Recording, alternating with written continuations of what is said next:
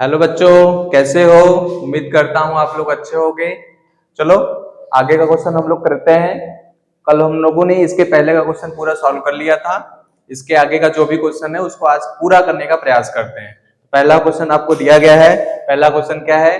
1 plus sec ए बटे sec A equal to sine square A बटे 1 minus cos ए। ठीक, इसको सिद्ध करना है। चाहे तुम लेफ्ट से राइट की ओर जाओ, चाहे राइट से लेफ्ट की ओर जाओ। ओके, तो जिधर संख्या ज्यादा दिया गया है उधर से सिद्ध करने का प्रयास करो। तो राइट हैंड साइड में क्या दिया गया है? Right hand side equal to sine square A बटे 1 minus one minus cos A. Okay, sine square A का फॉर्मूला पता है क्या होता है? साइन स्क्वायर ए बराबर क्या होता है? 1 minus cos square A. 1 minus cos square A बटे 1 माइनस कॉस ए। तो ऊपर देखोगे 1 माइनस कॉस स्क्वायर ए का फार्मूला बनेगा A square minus B square. A square minus B square बराबर क्या होता है? एक क्वेश्चन में ए प्लस बी, दूसरे क्वेश्चन में A minus B equal to 1 minus cos A, bracket में दूसरे वाले ब्रैकेट में 1 plus cos A upon 1 minus cos A. ऊपर नीचे से देख लो कौन सा कट रहा है, उसको हटा दो। बच रहा है कितना आपका? 1 प्लस कॉस ए बच रहा है। अब कॉस ए को कन्वर्ट कर दीजिए, सेक में बदलिए। तो 1 प्लस कॉस ए बराबर होता है 1 बटे सेक ए। इसका एलसीएम लोगे तो सेक ए का गुणा 1 में हो जाएगा, तो बन जाएगा आपका सेक ए प्लस 1 बटे sec A equal to right hand side. अगला क्वेश्चन देखते हैं बच्चों। पहले का ख क्या दिया है? 21 सेंटीमीटर त्रिज्या वाले एक वृत्त कोई जीवा केंद्र पर एक समकोण अंतरित करता है, तो संगत वृत्त खंड का क्षेत्रफल ज्ञात करना है। पहले इसमें क्या क्या दिया है इसको नोट कर लेते हैं। दिया है, ओके, त्रिज्या कितना दिया है भाई? त्रिज्या स्मॉल आर बराबर दिया है आपका 21 सेंटीमीटर। आगे कोण कितना दिया है? समकोण अंतरित करता है, समकोण मतलब 90 अंश, तो थीटा बराबर आपका दिया है कितना? 90 अंश। अब आपसे पूछ रहा है कि लघु वृत्तखंड का क्षेत्रफल ज्ञात कीजिए। तो वृत्तखंड का क्षेत्रफल का फार्मूला क्या होता है? लघु वृत्तखंड का क्षेत्रफल। अगर नहीं समझ में आ रहा है तो वो भी बता दो। इसमें कैसे पता चलेगा? एक हमारा वृत्त हो गया, इसमें एक समकोण अंतरित हो रहा है जो कितने अंश का कोण बना रहा है? 90 अंश का। इसमें एक वृत्तखंड बन रहा है। ओके, ये पूरा भाग त्रिज्यखंड होगा। एक जीवा बना देंगे तो ये वृत्तखंड बन जाएगा। वृत्तखंड हमारा ये वाला पार्ट है, ओ ए बी। तो हमसे पूछ रहा है ये वृत्तखंड वाला क्षेत्रफल, मतलब ए सी बी ए, ये वाला पूरा भाग जो बच रहा है इसका क्षेत्रफल पूछ रहा है। तो उसका क्षेत्रफल निकालोगे कैसे? इसमें पहले क्या बन रहा है? वृत्त त्रिज्यखंड। तो त्रिज्यखंड का फॉर्मूला क्या होगा? थीटा बटे 360 गुणे पाई आर स्क्वायर माइनस इस समकोण वाले त्रिभुज को माइनस कर दो, 1 बटे 2 R square into sine theta. Okay, क्या करोगे अब? थीटा का मान 90 अंश, 90 बटे 360 गुणे 22 बटे 7 गुणे आर स्क्वायर। आर का मान 21 सेंटीमीटर दिया है, तो 21 गुणे 21 दो बार लिखो क्योंकि स्क्वायर दिया गया है वहां पे, माइनस 1 बटे 2, यहाँ पर भी दो बार लिखो, 21 गुणे 21 गुणे साइन 90 अंश। साइन कितना? 90 अंश। अब इसको काटो, 9 चौके 36, 90 बार में काटोगे इसको 360 को तो 4 बार में कट जाएगा। 9 चौके 36, 7 से 21 को काट दो, 3 सते 21, तो बच रहा आपका 22 गुणे 21 गुणे 3 माइनस साइन 90 अंश का मान कितना होता है? 1 होता है। 21 का गुणा 21 में करोगे तो कितना हो जाएगा? 441। तो 441 बटे 2 और साइन 90 अंश का मान 1, 1 का गुणा करोगे कोई प्रभाव नहीं पड़ेगा। अब इसको और छोटा करना चाहते हो तो कर लो, 2 से इसका गुणा कर लो, 2 का भाग करोगे इसमें तो क्या हो जाएगा? 11, 11 गुणे 21 गुणे 3/2 माइनस 441/2। इसको पूरा गुणा कर लो भाई, कितना आ रहा है? 21 का गुणा 3 में कर लो, 11 गुणे 21 × 3 = 63/2 माइनस 441/2। इधर साइड में कर लेते हैं अब हम लोग, बराबर इसका गुणा करोगे 11 × 3 = 33, 33 की 3 हासिल लगा 3, 11 छक्का 66, 66 3 69, 69। ओके, माइनस इसके बटे कितना है 2, यहाँ 441/2। हर समान है हमारा, अंश क्या हो जाएगा? माइनस है तो घट जाएगा, प्लस होता तो जुड़ जाता। तो 693 माइनस 441/2 माइनस कर लो भाई। 3 में से 1 घटाओगे 2 बचेगा, 9 में से 4 घटाओगे 5 बचेगा, 6 में से 4 घटाओगे 2 बचेगा, नीचे कितना बचेगा आपका 2। डिवाइड करके देख लो कितना आ रहा है। 2 × 1 = 2, 2 दूना 4, 1 बचेगा 12 हो जाएगा, 2 छक्के 12, 126 सेंटीमीटर स्क्वायर। एक वृत्त खंड का क्षेत्रफल कितना आ गया? 126 सेंटीमीटर स्क्वायर। अगला क्वेश्चन देखते हैं बच्चों। अगला क्वेश्चन क्या है आपका? उस बिंदु के निर्देशांक ज्ञात कीजिए जो बिंदुओं 4 - 3 और 8 5 जोड़ने वाले रेखाखंड को 3 संबंधी 1 के अनुपात में क्या करता है? अंतः विभाजित करता है। ओके, तो एक रेखाखंड हमारा है ए और बी, बिंदु कितना दिया है इसका? 4, 3 और इसका कितना दिया है भाई? 8 और 5। इस रेखाखंड को 3 संबंधी 1 के अनुपात में विभाजित कर रहा है, इधर 3 इधर 1। ये वाला पॉइंट O मान लो, और ये वाला हमारा x और y है। यही x और y हमको क्या करना है? निकालना है। जब किसी भी रेखाखंड को अंतः विभाजित किया जाए तो अंतः विभाजन का जो सूत्र होता है बिंदु निकालने का, वो क्या होता है उसको देख लेते हैं। x, y बराबर m1 x2 plus m2 x1 बटे m1 प्लस m2 कामा m1 y2 plus m2 y1 बटे m1 प्लस m2। इसी में मान रख दो, x और y का मान निकल जाएगा। x, y बराबर m1 का मान कितना? 3 है, m2 का मान 1 है, तो 3 गुणे x2 कितना है? 8, अब प्लस m2 कितना? 1, x1 कितना दिया है भाई? यहाँ से आ जाओ 4 बटे 3 प्लस 1, कामा लगा दो।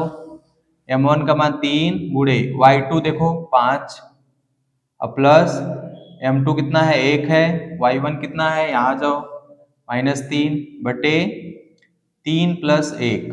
ओके, गुणा करिए इसका, 8 × 3 = 24, 24 4 × 1 = 4 प्लस 4 बटे कितना हो जाएगा? 4, कामा 3 × 5 = 15 -3, क्योंकि प्लस माइनस का गुणा होगा माइनस हो जाएगा यहाँ पे, बटे 4। अब 14 4 कितना हो जाएगा आपका? 28 हो जाएगा। 28 में 4 का भाग करोगे 7 × 4 = 28, 7 आ जाएगा। यहाँ पे 15 में से 3 घटाओगे कितना होगा? 12, 12 में 4 का भाग करोगे तो कितना हो जाएगा? 3, 7 और 3। अगला क्वेश्चन देखते हैं बच्चों, क्या है आपका? y के वे मान ज्ञात कीजिए जिनके लिए बिंदुओं 5 - 3 और 13 y के बीच की दूरी कितनी दिया है आपका? 10 मात्रक दिया है। तो दो बिंदुओं के बीच की दूरी का फार्मूला लगा देंगे। दो बिंदुओं के बीच की दूरी का फार्मूला क्या होता है? दो बिंदुओं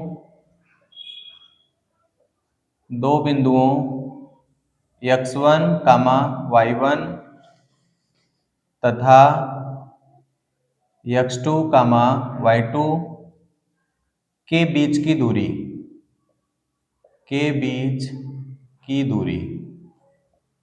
दूरी का फार्मूला d होता है। d बराबर रूट में x1 - x2 का whole square plus y1 - y2 का होल स्क्वायर। अब यहाँ पे ध्यान से देखो तो दूरी जो दिया है वो 10 दिया है, तो 10 बराबर रूट में x1 x2 y1 y2 सब मान दिया गया है। मान रखो अब x1 कितना दिया है 5, तो 5 माइनस x2 कितना है y सॉरी 13, x2 कितना है 13, तो 13 का होल स्क्वायर प्लस y1 देखो कितना है -3 माइनस y2 कितना है y का होल स्क्वायर। और रूट हटाने के लिए क्या करोगे, दोनों पक्षों का वर्ग कर देंगे। क्या लिखेंगे हम लोग, दोनों पक्षों का वर्ग करने पर जब वर्ग करोगे तो इधर स्क्वायर हो जाएगा 10 का स्क्वायर, इधर से करड़ी हट जाएगा तो 5 माइनस 13 का होल स्क्वायर प्लस इसमें से माइनस कॉमन निकालोगे तो प्लस हो जाएगा, तो 3 प्लस वाई का होल स्क्वायर हो जाएगा आपका। इसका स्क्वायर करोगे तो कितना हो जाएगा 10 दाम में 100 बराबर इसका स्क्वायर कर लो भाई, तो 13 में से 5 माइनस कर दोगे तो बचेगा -8, -8 का स्क्वायर करोगे तो कितना हो जाएगा 64। अब प्लस इसका स्क्वायर करो, a प्लस बी के होल स्क्वायर में फार्मूला लगा दो, 3 त्रिक के 9 plus Y square plus 2ab तो प्लस 6y हो जाएगा। ओके, अब सबको एक तरफ करना पड़ेगा हमको, तब जाके हमारा एक द्विघात समीकरण बनेगा। तो पहले इसको लिख लेते हैं राइट वाले को, तो वाई स्क्वायर प्लस 6y, अब इसको इसमें जोड़ लें, इसको इसमें जोड़ोगे तो कितना हो जाएगा भाई आपका प्लस 9 4 13 एक 73 हो जाएगा। ये उधर लेकर जाओ -100 इक्वल टू 0, माइनस करके निकाल लो, देख लो वाई स्क्वायर प्लस 6y, 100 में से 73 माइनस करोगे तो कितना बचेगा आपका, 100 में से 73 माइनस हो, 10 में से 3 गया 7। ओके, यहाँ बचा कितना 9, 9 में से 7 घटा दोगे तो कितना हो जाएगा 2, तो कितना बचेगा आपका 27 बराबर 0। 27 को ऐसे दो भागों में तोड़ो, गुणा करने पर 27 आए, जोड़े घटाए कितना है 6 है, तो 9 त्रिक क्या होता है 27, 9 में से 3 घटा दोगे तो आ जाएगा कितना 6, तो Y square plus 9y minus 3y minus 27 बराबर 0।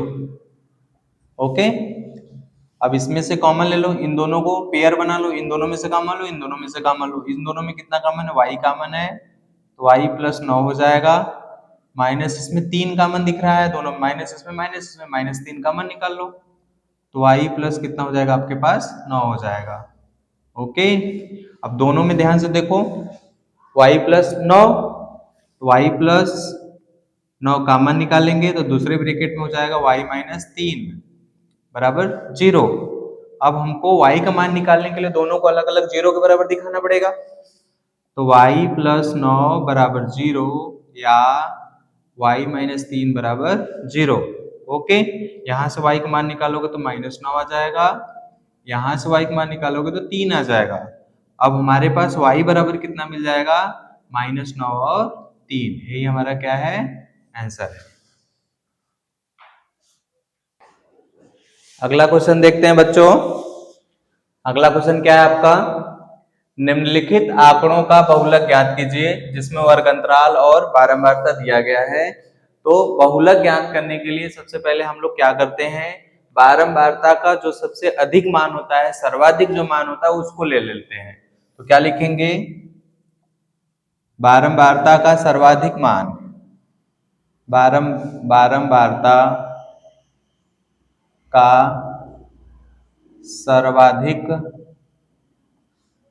सर्वाधिक कहो चाहे अधिकतम कहो, बारंबारता का सर्वाधिक मान कौन सा है 10 है। ओके, तब बहुलक वर्ग क्या हो जाएगा, तो इसके सामने का वर्ग अंतराल क्या है, तब बहुलक वर्ग कितना है भाई 30 और 35 है। ओके, इन्हीं से हमको पूरा मान निकालना है। तो हम लोगों को पता है बहुलक निकालने के लिए किन किन चीजों का जरूरत पड़ता है।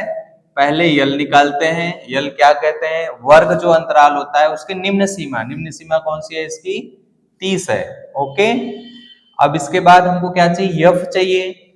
जो बारंबारता का सर्वाधिक मान होता है वो F1 होता है। F1 बराबर कितना मिल गया आपको 10। अब हमको चाहिए F0। F0 कहाँ मिलेगा? तो जो जो बारंबारता का सर्वाधिक मान होता है उसके पहले जाओ, उसके पहले कौन सा है 9, तो ये हमारा क्या होगा आपका F0। ओके, अब हमको F2 चाहिए। F2 कहाँ मिलेगा? इसके जस्ट आगे जाओ, आगे जाओगे तो F2 मिलेगा, इसके पहले जाओगे तो F0 मिलेगा क्योंकि ये F1 है। तो ये हमारा F2 बराबर कितना मिल गया 3। अभी क्या चाहिए H चाहिए। H क्या होता है? वर्ग अंतराल का जो भी डिफरेंट होता है वही H होता है। इन दोनों का अंतर कितना है 5। ठीक, इतना पूरा मेरा मिल गया। बहुलक निकालने के लिए इतनी ही चीजों का जरूरत है। तो बहुलक का फॉर्मूला क्या होगा? बहुलक बराबर L plus F1 minus F0 बटे 2F1 minus F0 minus F2 गुणे H। ये हमारा क्या है फार्मूला है। तो बहुलक सभी मान जो भी दिया गया इसमें रख लो। तो L बराबर कितना है 30 प्लस F1 कितना है भाई 10 है, 10 माइनस F0 कितना है 9 बटे 2F1। F1 का मान कितना है 10 माइनस F0 का मान कितना है 9 माइनस F3 का मान कितना, सॉरी F2 का मान कितना है 3 गुणे H कितना है आपका 5 है। तो 30 प्लस इसमें से माइनस करोगे 1 बचेगा, 10 दूनी 20, 20 में से ये 9 3 12 क्योंकि माइनस माइनस है, 9 3 12, 20 में से 12 माइनस कर दोगे तो कितना बचेगा आपका 8। यहाँ इंटू में कितना है 5 है। इस 5 का गुणा ऊपर हो जाएगा, अंश में गुणा होगा तो 5 से कम 5 हो जाएगा। तो 30 प्लस 5 बटे 8। अब 5 में 8 का भाग करके इसमें जोड़ दो, नहीं फिर इसका एलसीएम लेकर के 5 जोड़ दो फिर भाग कर लो, दोनों तरह से आंसर आ जाएगा आपका। तो हम लोग पहले भाग कर लेते हैं, तब 5 में 8 का भाग करेंगे भाई, तो भाग तो जाएगा नहीं, दशमलव लगा के 0 बढ़ाओगे क्या हो जाएगा 8 छंग 48, कितना बचा 2, दशमलव लगा है 0 ऑलरेडी बढ़ा देंगे, 8 दूनी 16 बचेगा 4, फिर 8 बचे 40, पूरा कट गया। कितना आ रहा है 0.625। इसको इसमें जोड़ दोगे तो 30.625, ये हमारा क्या हो जाएगा आंसर। अगला क्वेश्चन देखते हैं बच्चों। एक लंबवृत्तीय शंकु दिया गया है और उसके आधार की त्रिज्या कितना दिया 3.5 और उसकी ऊंचाई कितना दिया है 12। देख लो इसमें त्रिज्या 3.5 और ऊंचाई 12 दे दिया गया है। तो पहले क्या क्या दिया उसको नोट कर लेते हैं। दिया है, अगर ऐसे करके पेपर में लिखोगे तो तुमको स्टेप बाय स्टेप पूरा नंबर मिल जाएगा, एक भी नंबर कटेगा नहीं। तो दिया है शंकु के आधार की त्रिज्या, शंकु के आधार की त्रिज्या, त्रिज्या स्मॉल आर बराबर कितना दिया है 3.5 सेंटीमीटर। और शंकु की ऊंचाई अब कितना दे दिया है, शंकु की ऊंचाई, ऊंचाई h होता है, h बराबर कितना दिया है आपका 12 सेंटीमीटर। अब पूछ रहा है क्या शंकु का आयतन, तो शंकु का आयतन का फॉर्मूला क्या होगा, शंकु का आयतन बराबर 1/3 पाई आर स्क्वायर एच। इसको ऐसे बॉक्स में बंद कर दो। ओके, तो शंकु का आयतन, आयतन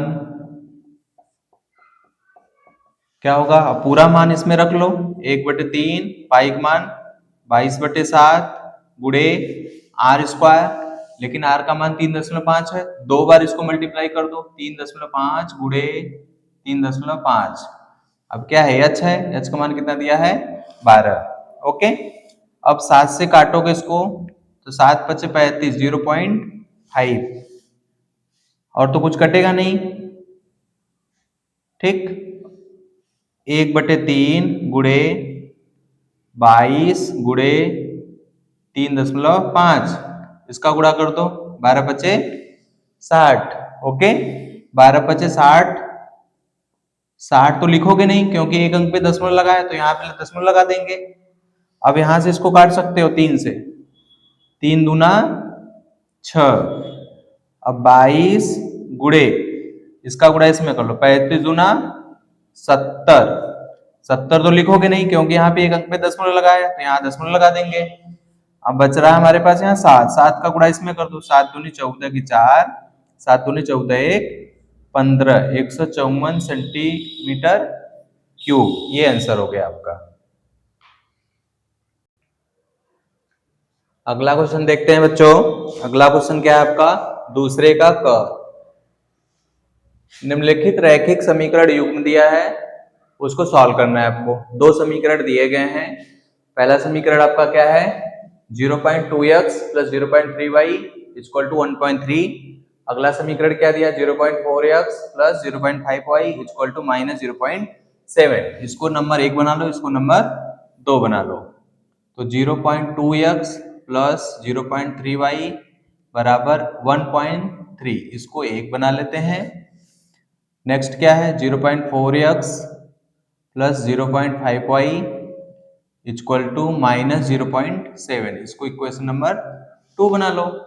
अब ध्यान से देखो, इसमें भी दशमलव लगा है, इसमें भी दशमलव लगा है, और दोनों इक्वेशन में राइट साइड से पीछे से एक अंक पे दशमलव लगा है। तो हम लोग क्या करेंगे, इसमें 10 से गुणा करेंगे तो दशमलव हट जाएगा, इसमें भी 10 से गुणा करेंगे तो क्या हो जाएगा, दशमलव हट जाएगा। क्या लिखेंगे तब, समीकरण 1 व 2 में दोनों पक्षों में गुणा करने पर गुणा कर दो भाई। तो ये हो जाएगा आपका 2x + 3y = 13। यहाँ 1 बना है तो इसको 3 बना लो, इसमें अब करो 4x + 5y - 7, इसको ये क्या बन जाएगा आपका 4। अब 3 और 4 को हल करेंगे, 3 और 4 को हल करके x और y का मान निकालेंगे। अब हमको देख रहा है, चाहे y को तुम कैंसिल करो, चाहे x को कैंसिल करो, वो भी विलोपन विधि से हल करो, क्योंकि जब इसमें दिया नहीं है कि किस विधि से हल करना है, तो हमेशा विलोपन विधि से हल किया करो, क्योंकि विलोपन विधि सबसे सिंपल विधि होता है, आसानी से उसका आंसर निकल जाता है। तो हम लोग क्या करें, x का मान निकालने के लिए सॉरी, अब क्या करोगे, इस y वाले पद को बराबर कर लो, इसको 5 का गुणा इसमें कर लो, 3 का गुणा इसमें कर लो। 5 का गुणा इसमें करोगे 5 × 15, इसमें 3 का करोगे तो कितना हो जाएगा, 3 × 5 = 15। तो समीकरण 1 में 5 से गुणा करने पर और समीकरण 2 में 3 से गुणा करके क्या करने पर, घटाने पर, क्या लिखोगे भाई, समीकरण 1 में 5 से तथा समीकरण 2 में 3 से गुणा करके घटाने पर गुणा करो। पहले समीकरण 1 में 5 से करते हैं, 10x + 15y 13 × 5 = 65। इसमें कितने से करना है, 3 से करना है, तो 12x + 15y = 3 × 7 = 21 -21। क्या करना है भाई, घटाना है, तो चिन्ह बदल जाएगा, माइनस वाला प्लस, प्लस वाला माइनस, ये दोनों क्या हो गया, कट गया।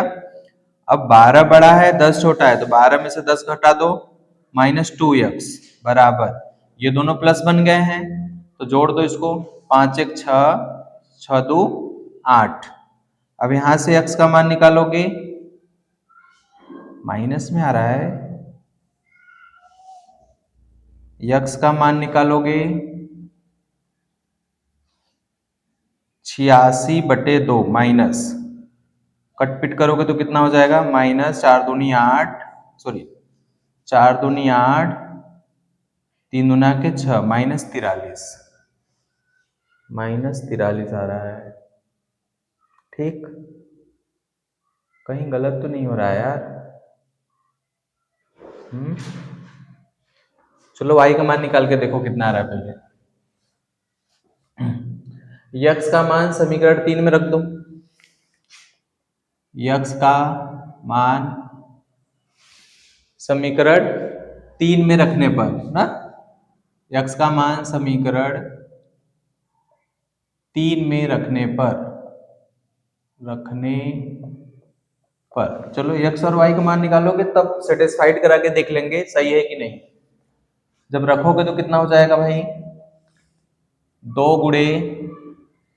-43 प्लस 3y बराबर कितना है आपका 13 है।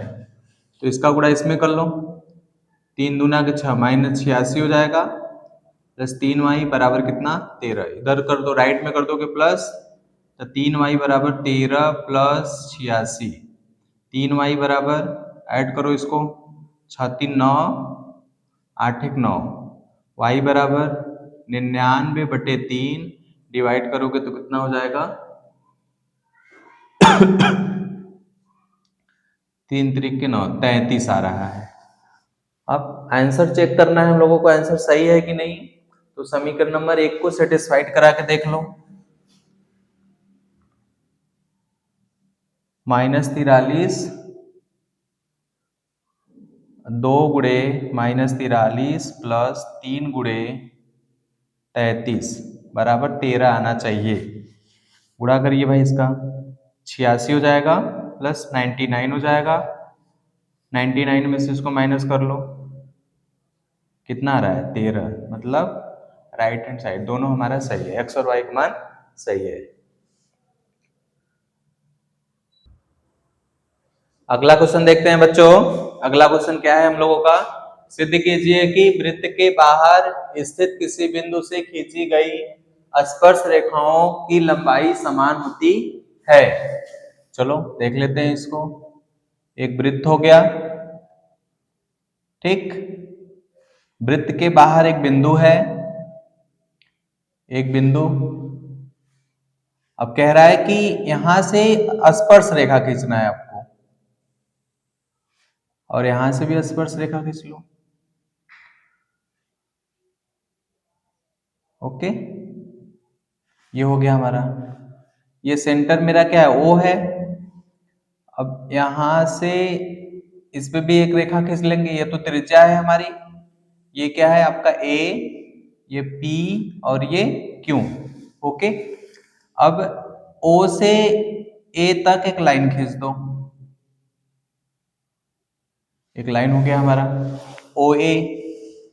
अब दिख रहा है इसमें तुमको दो त्रिभुज दिख रहा होगा, कौन कौन सा, ओ पी ए और ओ क्यू ए, दो त्रिभुज दिख रहा है हमारे पास, ठीक। तो इन दोनों त्रिभुजों को लेकर के पहले इन दोनों त्रिभुजों को समरूप सिद्ध करेंगे। जब समरूप सिद्ध हो जाएगा तो हम कोई भी एंगल या कोई भी साइड एक दूसरे को बराबर दिखा सकते हैं। तो क्या ले लेंगे भाई, त्रिभुज त्रिभुज ओ पी ए में, ओ पी ए तथा त्रिभुज O Q A, O Q A में। ओके, अब हमको पता है कि किसी भी स्पर्श रेखा, अगर मान ली ये स्पर्श रेखा है, अगर किसी भी स्पर्श रेखा से केंद्र से उस पर एक लाइन खींची जाए तो ये कितने डिग्री का कोण बनाती है, 90 अंश का कोण बनाती है। ओके, ये तो सबको पता होगा। तो कोण ओ पी ए किसके बराबर है, कोण ओ क्यू ए के, ये दोनों क्या है समकोण है, इसलिए ये दोनों आपस में क्या है बराबर है। क्या लिखेंगे, कोण ओ पी ए बराबर कोण ओ क्यू ए बराबर 90 अंश, क्या है दोनों समकोण है। ओके, ये तो हो गया। अब ध्यान से देखो, इसमें हमारी जो OP है और OQ है, ये दोनों त्रिज्या है। जब दोनों त्रिज्या है तो दोनों भी साइड क्या होंगे, बराबर होंगे। क्या लिखेंगे इस पे, OP बराबर OQ। ओके, वृत्त की क्या है ये त्रिज्या, वृत्त की क्या है ये त्रिज्या है। ठीक। अब ध्यान से देखेंगे इन दोनों त्रिभुजों में OA जो भुजा है उभयनिष्ठ है, दोनों में काम कर रहा है। क्या लिखेंगे? OA इक्वल टू OA क्या होगा? ये आपका उभयनिष्ठ, उभयनिष्ठ। अब यहां से ये पता चल रहा है कि दो साइड एक एंगल, किसी भी त्रिभुज में दो साइड और एक एंगल बराबर होता है, तो ये दोनों त्रिभुज आपस में क्या होते हैं? समरूप होते हैं। किस नियम के अनुसार? एक एंगल दो साइड ASS नियम से, समरूपता का नियम होता है ASS, ठीक। समरूपता नियम या नियम से क्या लिखेंगे? त्रिभुज OPA समरूप है किसके? त्रिभुज OQA के। ओके। जब ये दोनों त्रिभुज एक दूसरे के समरूप हैं तो इसके संगत भुजाएं आपस में क्या होती हैं? बराबर होती हैं। तो हम कह सकते हैं PA और QA आपस में क्या है? बराबर है। PA बराबर QA बराबर है। क्यों बराबर है? क्योंकि हमको पता है सर्वांगसम त्रिभुज के, सर्वांगसम त्रिभुज के संगत भाग बराबर होते हैं, बराबर होते हैं। ठीक।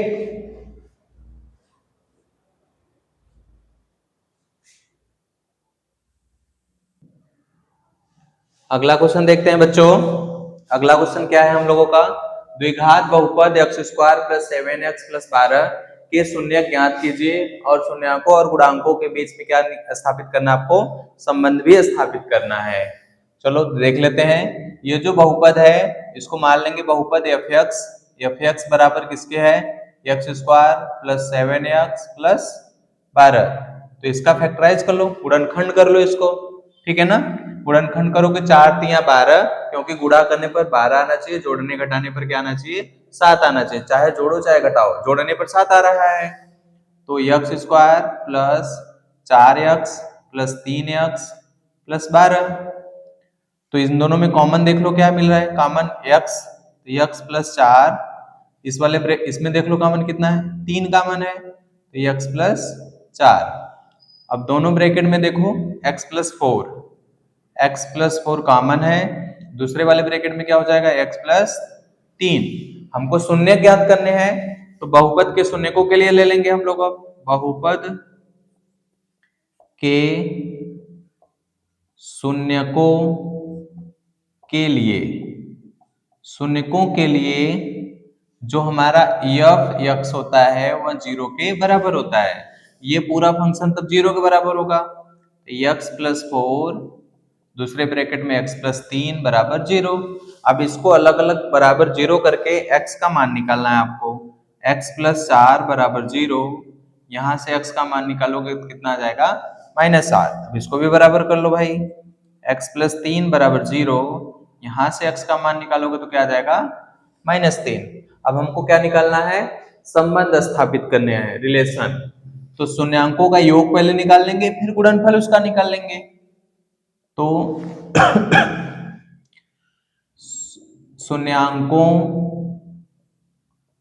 शून्यांकों का योग, अब देख लो दो शून्यक हमको प्राप्त हुआ है, -4 और -3। तो -4 प्लस -3, इसको जोड़ेंगे दोनों को तो कितना आ जाएगा हमारा? -7। इसके नीचे कुछ नहीं है तो 1 माना जाता है। ओके। अब यहाँ पे देख लेते हैं कि माइनस को छोड़ करके 7 देखो क्या है? 7 x का गुणांक है, नीचे क्या है? 1 है, 1 किसका गुणांक है? x स्क्वायर का गुणांक है। तो यहाँ पे क्या लिखेंगे? माइनस x का गुणांक, x का गुणांक बटे x स्क्वायर का गुणांक। ठीक। अब इसका गुणनफल निकाल लो, शून्यंकों का गुणनफल,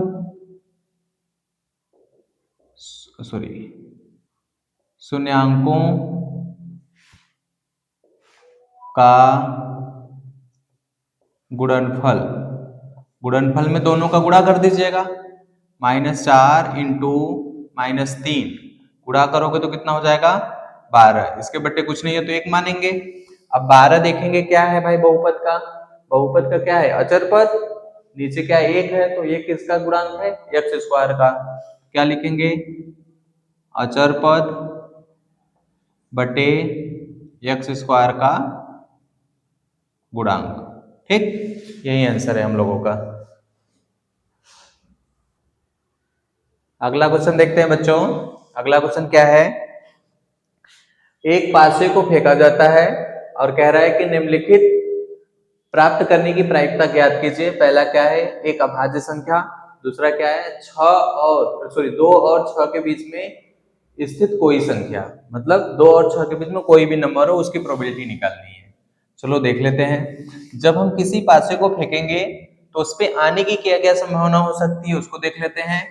तो हमारा वो क्या बनता है यस होता है। ठीक, यस बराबर क्या होगा 1 आ सकता है, 2 आ सकता है, 3 आ सकता है, 4 आ सकता है और 5 6 ये नंबर आ सकते हैं। और इसका नंबर आप क्या होगा, ये 6 संभावना प्राप्त होता है, इसका यस यसन निकाल लेंगे। यसन कितना बनेगा हमारा 6। अब घटना कौन सा पूछ रहा है आपसे, ई पूछ रहा है भाई, इसको एनएस लिखो, इसको एनएस एन एस, ओके, क्योंकि number of element, number of yes, इसमें 6 प्रकार की घटना घट रही है। पहले में कह रहा है कि एक अभाज्य संख्या हो, तो इसमें देख लो अभाज्य संख्या कौन कौन सी है, 2 अभाज्य संख्या है, 3 अभाज्य संख्या है और 5 अभाज्य संख्या है। ठीक, तो 2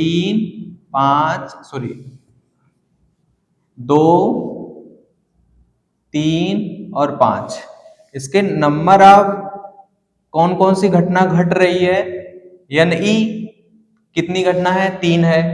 हमसे पूछ रहा है क्या प्रायिकता, एक अभाज्य अभाज्य संख्या आने की प्रायिकता क्या होगा, अनुकूल घटना बटे कुल घटना। अनुकूल घटना कौन सा घट रहा है एन ई बटे एन एस, ओके, तो क्या हो जाएगा 3/6, क्योंकि 3 अनुकूल घटना घट रहा है, कुल घटना कितनी है 6, 3/6 बराबर कितना आ जाएगा आपका 1/2, ये आंसर हो गया। अब दूसरे में क्या कह रहा है, ये तो हमारा पहला था। दूसरा क्वेश्चन देख लेते हैं बी भाई। अब कह रहा है कि 2 और 6 के बीच में कोई भी नंबर पूछ रहा है, तो इसका भी ई देख लेते हैं, ई क्या होगा, तो 2 और 6 के बीच में नंबर देखो कौन सा है, इतना, मतलब 3 है, 4 है, 5 है, तो इसका एन ई क्या हो जाएगा, 3 इसमें भी घटना घटेगी कोई भी है, इसकी प्रोबेबिलिटी क्या निकालेंगे भाई हम लोग, इसकी प्रोबेबिलिटी क्या लिखेंगे 2 और 6 के बीच स्थित कोई भी नंबर या कोई भी संख्या आने की प्रायिकता, 2 और 6 के बीच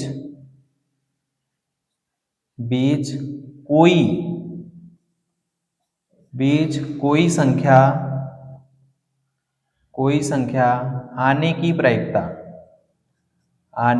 प्रायिकता बराबर क्या होता है एन ई बटे एन एस, एन ई कितना है 3 है, एन एस कितना है 6 है, आंसर आ जाएगा आपका 1/2।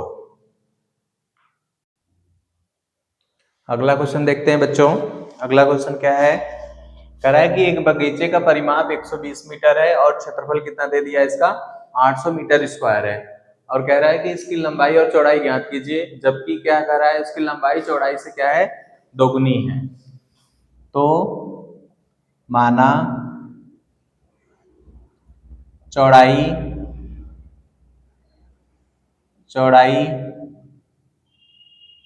को क्या मान लें b, x ले लो, चौड़ाई x, ठीक, या तो लिख दो ऐसे b बराबर x, ओके, तथा लंबाई क्या कह रहा है, ये लंबाई दोगुनी है, लंबाई चौड़ाई से क्या है दोगुनी है, लंबाई l, l बराबर कितना हो जाएगा आपका 2x हो जाएगा। ओके, अब कह रहा है कि परिमाप इसका दिया गया है, तो परिमाप कितना दिया 120 मीटर। अगर ये आयत है तो लंबाई प्लस चौड़ाई, आयत का फॉर्मूला क्या होता है 2 ब्रैकेट में l प्लस b बराबर 100 कितना दिया है 20, तो 2 ब्रैकेट में l का मान कितना है 2x है, b का मान कितना है x है, बराबर 120। ओके, इसको जोड़ देंगे तो कितना 2 1 3, 3 दूना के 6x बराबर 120 आ जाएगा। x का मान निकालोगे 120 बटे 6 बराबर 20 आ गया। ओके, अब हमको क्या निकालना है, ये हमारी चौड़ाई है, चौड़ाई क्या हो जाएगी हमारी b, तो b बराबर लिख देते हैं यहाँ पे चौड़ाई b बराबर x है, x का मान कितना दे दिया है 20। लंबाई क्या है भाई हमारा l है, l बराबर कितना दिया है 2x, 2 गुणे 20 बराबर 40, ये भी मीटर और ये भी मीटर। ओके, लेकिन अब यहाँ पे कह रहा है कि क्षेत्रफल उसका 800 मीटर स्क्वायर आना चाहिए, तो इसका जांच कर लेते हैं। क्या लिख लेंगे, अतः क्षेत्रफल की जांच, क्षेत्रफल की जांच, क्या ये सत्य है कि नहीं, ये सही है कि नहीं, इसकी जांच करना है आपको। तो क्षेत्रफल क्या होगा, तो क्षेत्रफल बराबर होता है लंबाई गुणे चौड़ाई। लंबाई कितना दिया है भाई देख लो 40, गुणे चौड़ाई कितना दिया है 20, 4 दूनी 8, 800 मीटर स्क्वायर आ रहा है। मतलब हमारी लंबाई और चौड़ाई जो भी दिया गया है वो क्या है, सही है। ठीक, इसके आगे वाली क्लास में हम लोग जो बचा हुआ क्वेश्चन है उसको पूरा कर लेंगे। आज के लिए इतना ही। ऑल द बेस्ट, आप लोग अच्छे से पढ़ाई करो। ओके।